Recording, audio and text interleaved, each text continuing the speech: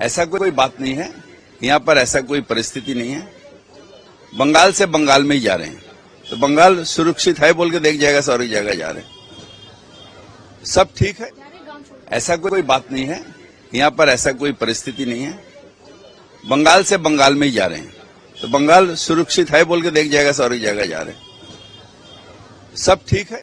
গাজা আর ফিলিস্তিনের সমর্থনে মিছিল হয় বাংলায়, কিন্তু মুর্শিদাবাদের ঘটনায় ফিরহাদ হাকিম বলছেন সব ঠিক আছে। নমস্কার বন্ধুরা, আমার নাম ধ্রুবজ্যোতি সরকার। জেহাদি অত্যাচারে নিজেদের ভিটেমাটি ছেড়ে উদ্বাস্তু হয়েছেন মুর্শিদাবাদের হিন্দুরা। ফিরহাদ হাকিম বা অন্য কোনো তৃণমূল নেতারা এই ঘটনা নিয়ে সহানুভূতি প্রকাশ করা তো অনেক দূরের কথা, তারা এটা মানতেও চাইছে না। উল্টে ফিরহাদ হাকিম বলছেন এরকম কোনো ব্যাপার না, বাংলা সুরক্ষিত বলেই তো এক জায়গা থেকে অন্য জায়গায় যাচ্ছে, সব ঠিক আছে। सुनुन वाकफ निये की बोलছেন सुधांशु त्रिवेदी।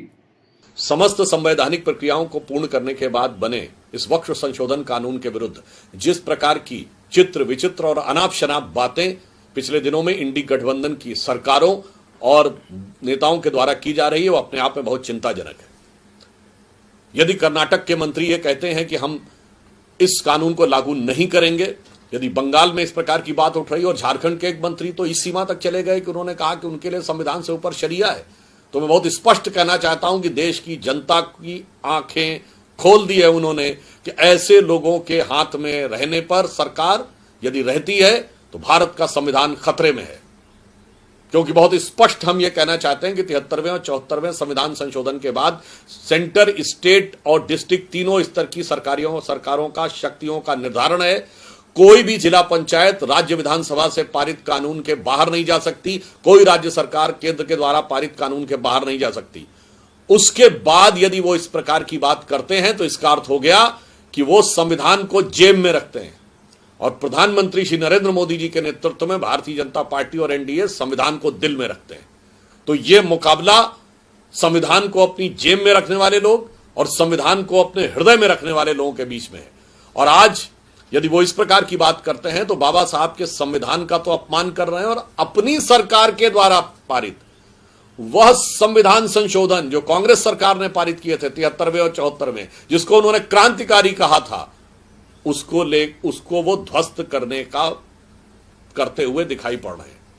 और यदि झारखंड के मंत्री ये कहते हैं कि उनकी नजर में शरिया संविधान से ऊपर है, तो हम तो बहुत साफ कहना चाहते हैं कि आज बाबा साहब अंबेडकर की जन्म जयंती है और प्रधानमंत्री श्री नरेंद्र मोदी जी के नेतृत्व में भाजपा और एनडीए का यह संकल्प है कि हमारे लिए संविधान का सम्मान सबसे ऊपर है। अब मैं इंडी गठबंधन और कांग्रेस पार्टी से साफ पूछना चाहता हूं कि आपकी नजर में बाबा साहब का संविधान ऊपर है या शरिया का निशान ऊपर है?